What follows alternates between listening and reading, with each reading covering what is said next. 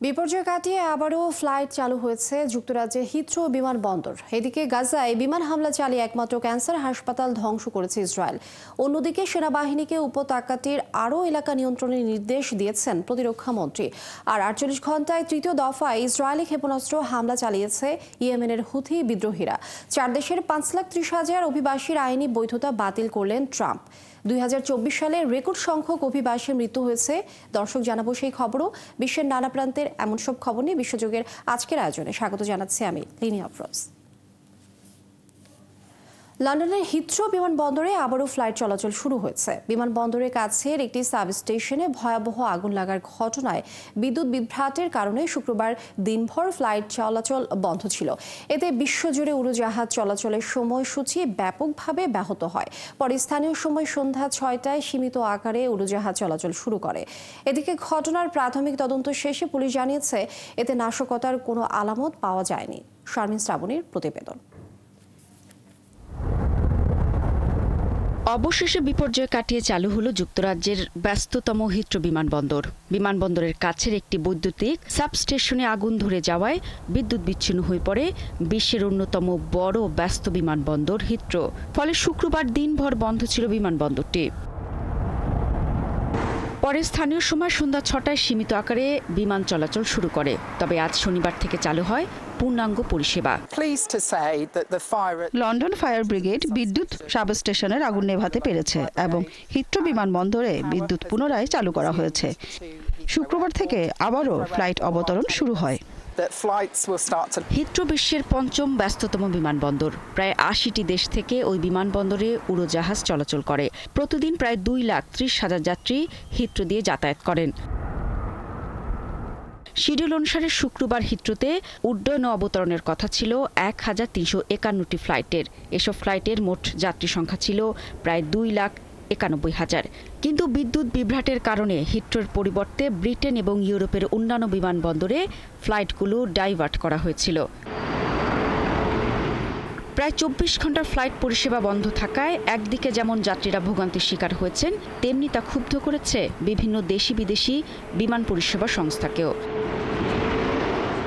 এদিকে London fire brigade জানিয়েছে বিদ্যুৎ উপকেন্দ্রটিতে আগুন লাগে বৃহস্পতিবার রাত 11:30টার দিকে। পরে সকাল ৮টা নাগাদ আগুন নিয়ন্ত্রণে আসে। ঘটনার প্রাথমিক তদন্ত শেষে পুলিশ জানিয়েছে এতে নাশকতার কোনো আলামত পাওয়া যায়নি। ফায়ার সার্ভিস বিভাগ জানিয়েছে সাবস্টেশনের শর্ট সার্কিট থেকে আগুনের সূত্রপাত হয়েছে বলেই ধারণা করছেন তারা। শারমিন শ্রাবণী, ৭১।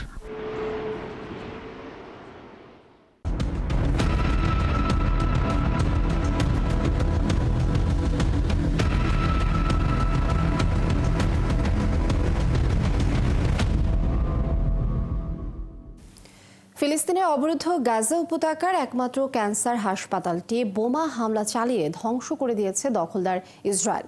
গত সোমবার নতুন করে হামলার আগে গাজা ইসরায়েলি সেনারা যখন স্থল হামলা চালিয়েছিল তখন হাসপাতালটিকে নিজেদের কমান্ড সেন্টার বানিয়েছিল তারা। ২০১৭ সালে $৩৪ মিলিয়ন খরচে হাসপাতালটি পুনর্গঠন করেছিল তুরস্ক।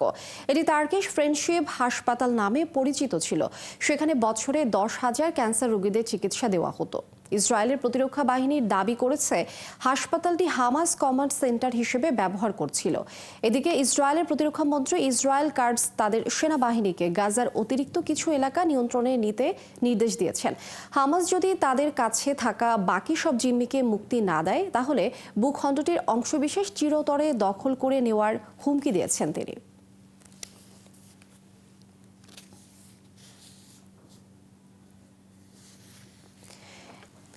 ফিলিস্তিনের অবরুদ্ধ গাজা উপত্যকার ৫ লাখ ফিলিস্তিনিকে অস্থায়ী ভিত্তিতে সিনাইয়ে আশ্রয় দিতে রাজি আছেন মিশরের প্রেসিডেন্ট আবদেল ফাত্তাহ এল সিসি। শুক্রবার টাইমস অব ইসরায়েল এ তথ্য জানিয়েছে। প্রতিবেদনে বলা হয়েছিল গাজার পুনর্গঠন কাজ চলার সময় গাজার এসব মানুষকে আশ্রয় দেওয়া হবে।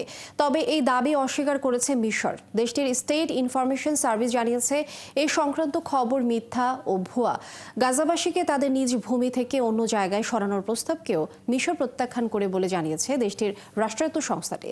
তারা বলেছে ফিলিস্তিনিদের বাস্তুচ্যুত করার যে কোনো প্রচেষ্টাকে মিশর চূড়ান্ত প্রত্যাখ্যান করে। এ ব্যাপারে মিশরের অবস্থান দৃঢ়। কাতার ও সৌদি আরবে আরব নেতাদের মধ্যে বিগত সপ্তাহগুলোতে যেসব বৈঠক হয়েছে সেখানে তাদের এ ব্যাপারে জানিয়েছেন মিশরের প্রেসিডেন্ট। এমন প্রতিবেদন প্রকাশের কয়েক ঘন্টা পরই এটি প্রত্যাখ্যান করেছে দেশটি। তারা ইঙ্গিত দিয়েছে গাজা পুনর্গঠনের কাজ চলবে গাজাবাসীকে সেখানেই রেখেই। ইসরায়েলে আবারও ক্ষেপণাস্ত্র হামলা চালিয়েছে হুথি বিদ্রোহীরা। ইসরায়েলি সামরিক বাহিনী জানিয়েছে শুক্রবার রাতে তারা ইয়েমেন থেকে আসা একটি ক্ষেপণাস্ত্র গুলি করে ভূপাতিত করেছে। ইসরায়েলি ভূখণ্ডে আঘাত হানার আগেই ক্ষেপণাস্ত্রটি ভূপাতিত করা সম্ভব হয়েছে বলে জানানো হয়।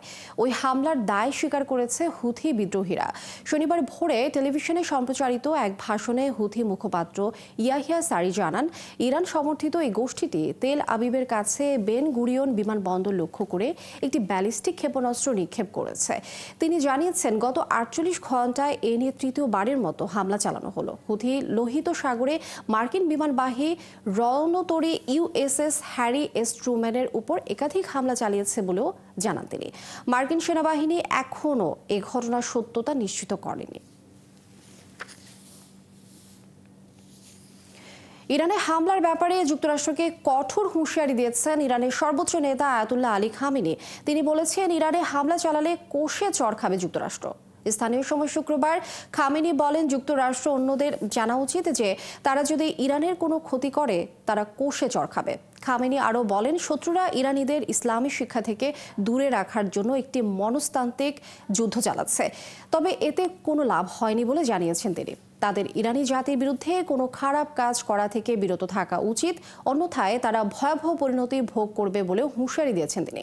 এর আগে খামেনিকে চিঠি দিয়েছে যুক্তরাষ্ট্রের প্রেসিডেন্ট ডোনাল্ড ট্রাম্প। চিঠিতে পরমাণু চুক্তিতে পৌঁছানোর জন্য 2 মাস সময় বেঁধে দেওয়া হয়েছে, অন্যথায় ইরানে হামলা চালানো হবে বলেও হুমকি দেওয়া হয়েছে। আর সেই হুমকিরই জবাব দিয়েছেন ইরানের সর্বোচ্চ নেতা। যুক্তরাষ্ট্রের সাবেক ভাইস প্রেসিডেন্ট কমলা হ্যারিস ও সাবেক পররাষ্ট্রমন্ত্রী হিলারি ক্লিনটনের নিরাপত্তা ছাড়পত্র বাতিল করেছেন প্রেসিডেন্ট ডোনাল্ড ট্রাম্প। 2016 ও 2024 সালের নির্বাচনী প্রতিদ্বন্দ্বীদের বিরুদ্ধে শুক্রবার এ পদক্ষেপ নিয়েছেন তিনি। স্বাক্ষরিত স্মারকে ট্রাম্প বলেছেন, জাতীয় নিরাপত্তার স্বার্থে উল্লেখিত ব্যক্তিদের রাষ্ট্রীয় গোপন তথ্যে প্রবেশাধিকার থাকা উচিত বলে তিনি মনে করেন না। এর আগে আরও কয়েকজন ব্যক্তি ছাড়পত্র বাতিল করেছেন ট্রাম্প। তাদের মধ্যে রয়েছেন রিপাবলিকান দলের সাবেক কংগ্রেস সদস্য লিজ চেনি, বাইডেন প্রশাসনের সাবেক জাতীয় নিরাপত্তা উপদেষ্টা জেক সুলিভান এবং রাশিয়া বিশেষজ্ঞ ফিওনা হিল। এছাড়াও এই তালিকায় রয়েছেন হুইসেল ব্লোয়ারদের প্রতিনিধি, ওয়াশিংটনের জাতীয় নিরাপত্তা আইনজীবী মার্ক জেড এবং ট্রাম্পের কড়া সমালোচক ও সাবেক রিপাবলিকান আইন প্রণেতা অ্যাডাম কিনজিঙ্গার। ক্ষমতায় বসার কিছুদিন পরে সাবেক প্রেসিডেন্ট জো বাইডেনের নিরাপত্তা ছাড়পত্র বাতিল করেছিলেন ট্রাম্প।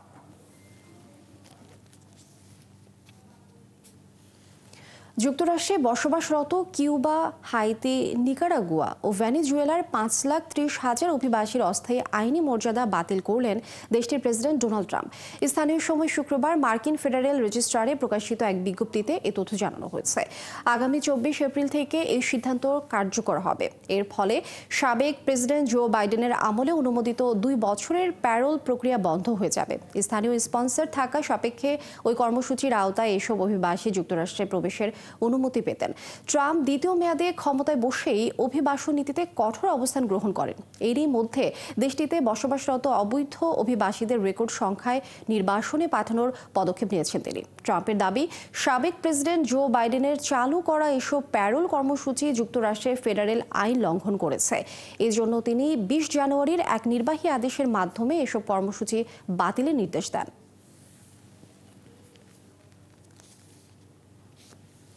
যুক্তরাষ্ট্রের সম্প্রতি বিদেশি দর্শনার্থী আটক ও তাদের নির্বাসনের কারণে এবার দেশটিতে ভ্রমণের ক্ষেত্রে সতর্কতা জারি করেছে যুক্তরাজ্য, জার্মানি।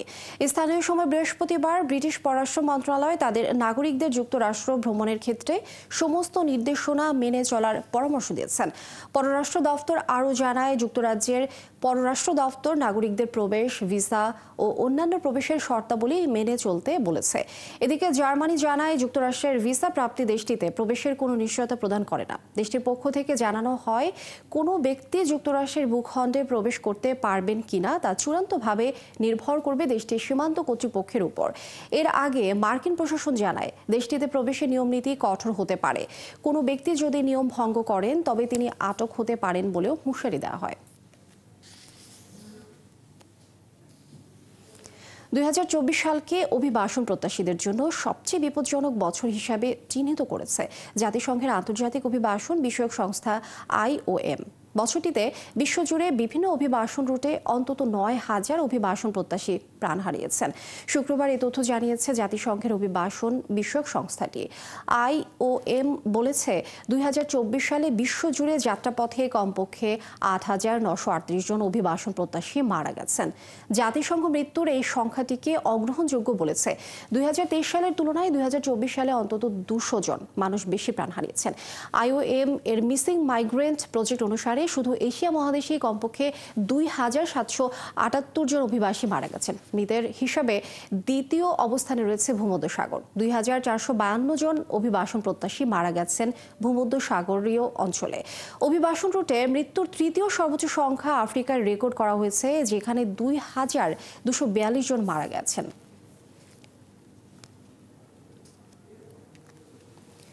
ইউক্রেনের ঝাপোরিঝিয়ায় রাশিয়ার হামলায় নিহত হয়েছে অন্তত 2 জন। শুক্রবারের ওই হামলায় আহত হয়েছে আরও 9 জন।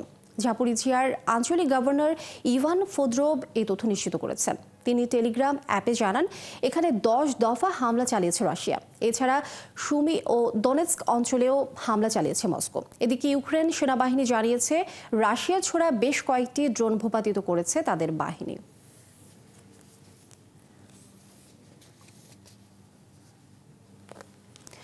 তুরস্কের রাজধানী ইস্তাম্বুলের মেয়র এক্রেম ইমামোগলুকে গ্রেপ্তারের প্রতিবাদে সরকারি নিষেধাজ্ঞার মধ্যেই টানা তৃতীয় দিনের মতো বিক্ষোভ দেখিয়েছে হাজার হাজার মানুষ।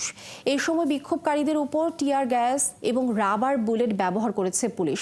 এর আগে দেশটিতে বিক্ষোভ সমাবেশের উপর 4 দিনের নিষেধাজ্ঞা জারি করে সরকার। এই সপ্তাহের শেষের দিকে 2028 সালের প্রেসিডেন্ট নির্বাচনের জন্য দলের প্রার্থী হিসেবে এক্রেম ইমামোগলুর নাম ঘোষণা করার কথা ছিল। এর মধ্যেই বুধবার দুর্নীতি এবং সন্ত্রাসী গোষ্ঠীকে সহায়তার অভিযোগে আরও 105 জনের সঙ্গে ইমামোগলুকেও আটক করা হয়। গ্রেপ্তারের একদিন আগে ইস্তাম্বুলের একটি বিশ্ববিদ্যালয় ইমামোগলুর ডিপ্লোমা ডিগ্রি বাতিল করে দেয়। তুরস্কের সংবিধান অনুযায়ী দেশের সর্বোচ্চ পদের জন্য বিশ্ববিদ্যালয় ডিগ্রি থাকা প্রয়োজন।